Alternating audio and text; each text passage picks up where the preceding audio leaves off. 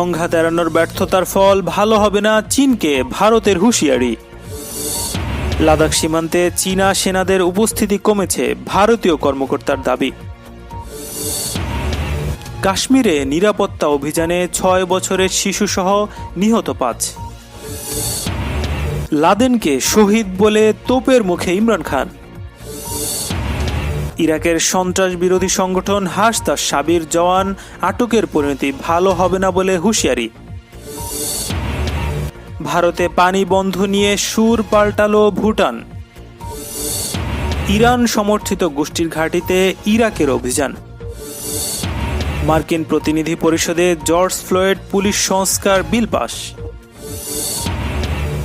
লাদাখ সীমান্তে চীন ও ভারতীয় সেনাদের মধ্যে সংঘাত এড়ানোর লক্ষ্যে সম্প্রতি দুদেশের মধ্যে যে সমঝোতা হয়েছে তা বাস্তবায়নে ব্যর্থতার ব্যাপারে বেইজিংকে হুঁশিয়ারি করে দিয়েছে নয়াদিল্লি। ভারত বলছে সীমান্তে চলমান পরিস্থিতি অব্যাহত থাকলে তা দ্বিপক্ষীয় সম্পর্কের উন্নয়নে নেতিবাচক প্রভাব ফেলবে। ভারতীয় ইংরেজি দৈনিক টাইমস অব ইন্ডিয়া সেদেশের পররাষ্ট্র মন্ত্রণালয়ের পক্ষ থেকে গত বৃহস্পতিবার প্রকাশিত এক দীর্ঘ বিবৃতির বরাত দিয়ে খবর দিয়েছে। বিবৃতিতে বলা হয়, প্রকৃত নিয়ন্ত্রণ রেখার চলমান পরিস্থিতি অনির্দিষ্টকালের জন্য এভাবে চলতে পারে না। এতে আরও বলা হয়, আমরা আশা করি চীনারা আন্তরিকভাবে এই সমঝোতা মেনে চলবে এবং সীমান্ত অঞ্চলে শান্তির পুনঃস্থাপন নিশ্চিত করবে। সম্প্রতি সীমান্তে চীন ভারত উত্তেজনা নিরসনে বৈঠক শেষ করেই দুই দেশের শীর্ষস্থানীয় কর্মকর্তারা বৈঠকে সিদ্ধান্ত হয় দুই দেশের সেনারা প্রকৃত নিয়ন্ত্রণ রেখায় সম্মুখ অবস্থান থেকে পরস্পর দূরত্ব অবস্থান করবে। গত সপ্তাহে লাদাখের গালোয়ান উপত্যকায় চীন ও ভারতের সীমান্ত রক্ষীদের মধ্যে হাতাহাতি সংঘর্ষ হয়। এতে এক কর্নেল সহ ভারতের 20 জওয়ান নিহত হয়। এছাড়া 76 ভারতীয় সেনা সদস্য আহত হন।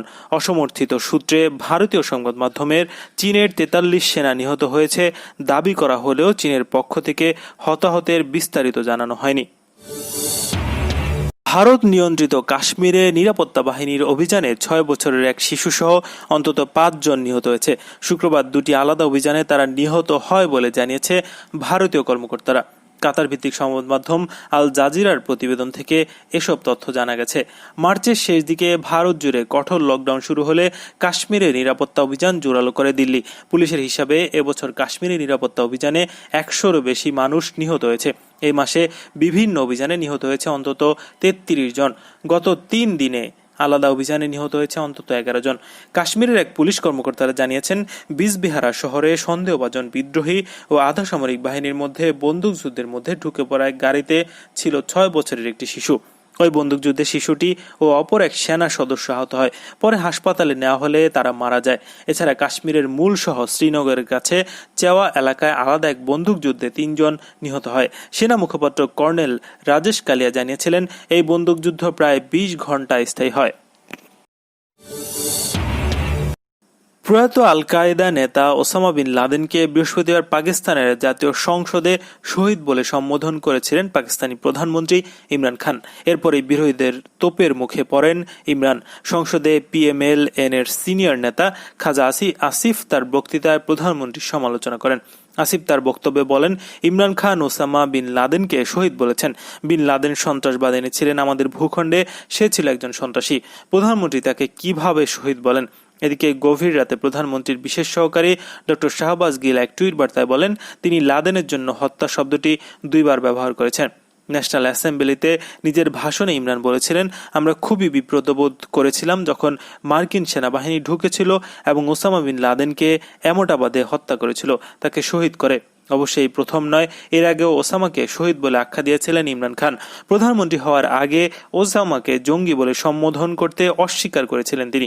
এদিকে PPP চেয়ারম্যানের মুখপাত্র সিনেটর মুস্তাফা নওয়াজ খোকার এক বিবৃতিতে ইমরান খানকে জাতীয় নিরাপত্তার জন্য হুমকি বলে উল্লেখ করেন। পিপিপির চেয়ারম্যান বিলাওয়াল ভুট্টো এক টুইট বার্তায় ইমরান খানের সমালোচনা করেন। ভিন্নভাবে পিপিপির সিনেটর মেরি রহমান বলেন, ওসামা বিন লাদেনের কারণে পাকিস্তান সন্ত্রাসী হামলার শিকার হয়েছিল। আসামের কৃষকদের সেচের পানি আটকানো নিয়ে ভারতীয় সংবাদ মাধ্যমে প্রকাশিত সংবাদকে ভিত্তিহীন বলছে ভুটান। দেশটির পররাষ্ট্র মন্ত্রণালয়ের পক্ষ থেকে দাবি করা হয়েছে, এমন সংবাদ সম্পূর্ণ ভিত্তিহীন। ভারতের সঙ্গে সম্পর্ক খারাপ করতে ইচ্ছাকৃতভাবে এমন সংবাদ প্রকাশ করা হয়েছে। এটি ভুল বোঝাবুঝি। শুক্রবার ভুটানের পররাষ্ট্র মন্ত্রণালয়ের বিবৃতিতে বলা হয়েছে, 24 জুন ভারতীয় একাধিক সংবাদ মাধ্যমে প্রকাশিত হয়েছে, আসামের কৃষকদের সেচের পানি আমরা আটকেছি। এতে সমস্যায় পড়েছেন বাক্সা, উদালগুড়ির কৃষকরা। এটা অত্যন্ত ভয়াবহ অভিযোগ। তাই পররাষ্ট্র মন্ত্রণালয় স্পষ্ট করতে চায়, এই ধরনের সংবাদ ভিত্তিহীন। ভুটানের পানি বন্ধ করার মতো কোনো কারণ নেই। উদ্দেশ্যপ্রণোদিতভাবে ভুটান ও আসামের বন্ধুত্বপূর্ণ সহাবস্থানে ফাটল ধরানোর চেষ্টায় এ উদ্বেগ বলে বিবৃতিতে বলা হয়েছে। এই বিবৃতির একদিন আগে বৃহস্পতিবার রাতে আসামের মুখ্য সচিব কুমার সঞ্জয় কৃষ্ণা টুইট করে বলেন, এই প্রতিবেদন সঠিক নয়, প্রাকৃতিক কারণে পানি বন্ধ হয়েছে। ভুটানের প্রকাশ করা ওই বিবৃতিতে আরও বলা হয়েছে, কয়েক দশক ধরে বাক্সা ও উদালগুড়ি আমাদের পানি পেয়ে সমৃদ্ধ। আগামী দিনেও সেই পানি পাবে, এমনকি এই করোনা সংকটের মুহূর্তেও সেই পানি পেয়েছে। সম্প্রতি ভারতীয় সংবাদ মাধ্যমে বলা হয়, হঠাৎ করেই ভারতে পানি প্রবাহ আটকে দিয়েছে ভুটান। এতে আসামের সীমান্তবর্তী এলাকার 25টি গ্রামের হাজার হাজার চাষি পানি সংকটে পড়েছেন।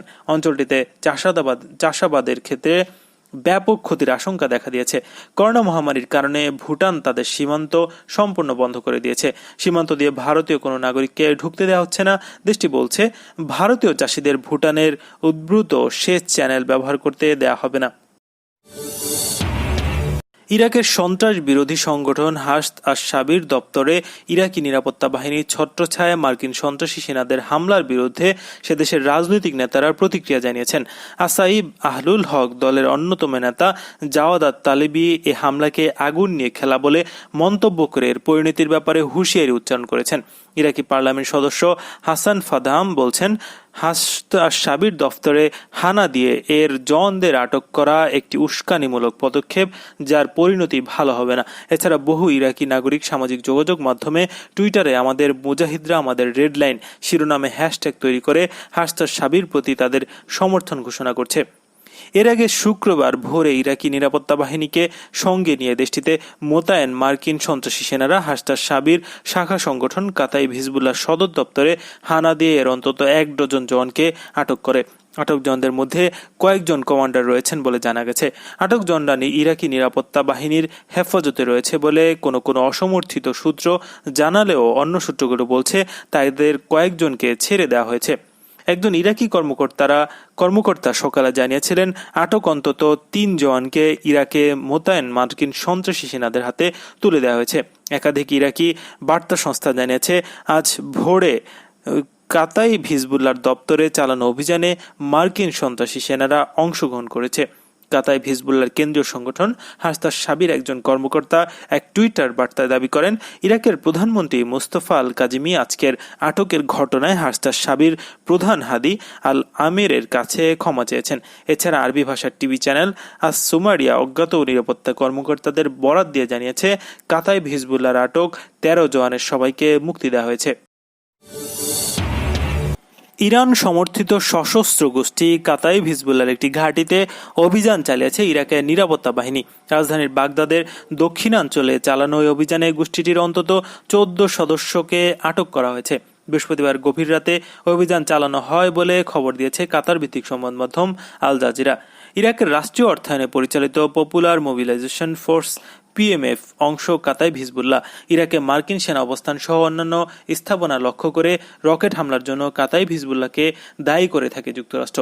তবে ইরান সমর্থিত এই গোষ্ঠীটির বিরুদ্ধে বড় ধরনের কোনো ব্যবস্থা নেওয়ার ঘটনাই প্রথম।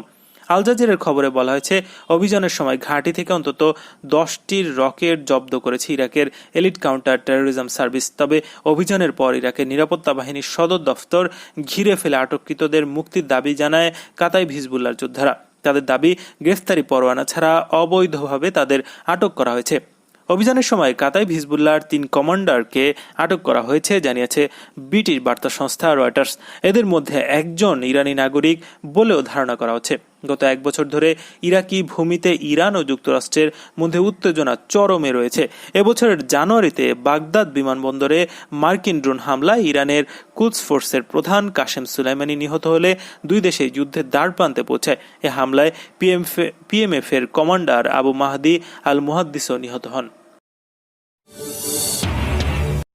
যুক্তরাষ্ট্রের পুলিশ বাহিনীতে আমূল সংস্কার আনার দাবির মুখে পুলিশ সংস্কার বিল পাশ করেছে কংগ্রেসের নিম্নকক্ষ প্রতিনিধি পরিষদ।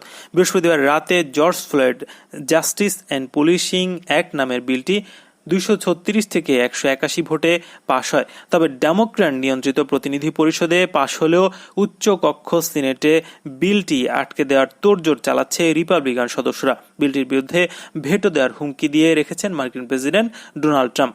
ব্রিটিশ সংবাদ মাধ্যম বিবিসির প্রতিবেদন থেকে এসব তথ্য জানা গেছে। গত মাসে মিনিয়াপোলিস শহরে শ্বেতাঙ্গ পুলিশ কর্মকর্তার হাতে কৃষ্ণাঙ্গ নাগরিক জর্জ ফ্লয়েড হত্যার ঘটনায় যুক্তরাষ্ট্র জুড়ে তুমুল বিক্ষোভ চলছে। পুলিশ বাহিনীতে সংস্কারের দাবি তুলেছেন বিক্ষোভকারীরা। এর মধ্যে মিনিয়াপোলিসের পুলিশ বিভাগ ভেঙে দেওয়ার ব্যাপারে সম্মতি জানিয়েছে সিটি কাউন্সিলের সংখ্যাগরিষ্ঠ অংশ। নিউ ইয়র্ক পুলিশের তহবিল কাটছাঁটের ঘোষণা দিয়েছে স্থানীয় মেয়র বিল দে ব্লাসিও। পুলিশ বাহিনীতে সংস্কার আনতে আইন পাশের উদ্যোগ নেয় ডেমোক্র্যাটরা। সম্প্রতি প্রতিনিধি পরিষদে সংক্রান্ত একটি বিল উত্থাপন করে তারা। বিলটির নামকরণ করা হয় ফ্লয়েডের নামে। বৃহস্পতিবার অনুষ্ঠিত হয় ভোটাভুটি। ওই বিলে কেন্দ্রীয় পুলিশ বাহিনীর সদস্যদের শরীরে এবং গাড়ির ড্যাশবোর্ডে ক্যামেরা রাখা বাধ্যতামূলক করার কথা হয়েছে। নিষিদ্ধ করা হয়েছে সন্দেহভাজনদের গলা চেপে ধরা। বিলোপ করা হবে পুলিশের অঘোষিত তল্লাশি অভিযান। স্থানীয় যেসব পুলিশ বাহিনী একই ধরনের সংস্কার আনতে অস্বীকৃতি জানাবে তাদের কেন্দ্রীয় বরাদ্দ বাতিল করা হবে। ডেমোক্র্যাট প্রস্তাবিত বিলটির পক্ষে 3 রিপাবলিকান সদস্য ভোট দিয়েছেন। বিবিসির প্রতিবেদনে বলা হয়েছে, ডেমোক্র্যাট নিয়ন্ত্রিত প্রতিনিধি পরিষদে বিলটি পাশ হলেও তা আইনে পরিণত হওয়ার সম্ভাবনা ক্ষীণ। কারণ আইনে পরিণত হওয়ার জন্য সিনেটেও বিলটি পাশ হতে হবে এবং প্রেসিডেন্ট ট্রাম্পকে বিলটিতে স্বাক্ষর করতে হবে। রিপাবলিকান নিয়ন্ত্রিত সিনেটে বিলটি পাশের সম্ভাবনা নেই বললেই চলে। আর তারপরও যদি এই বিলটি 2 কক্ষে পাশ হয় তবে তাতে স্বাক্ষর করবেন না বলে জানিয়েছেন ডোনাল্ড ট্রাম্প।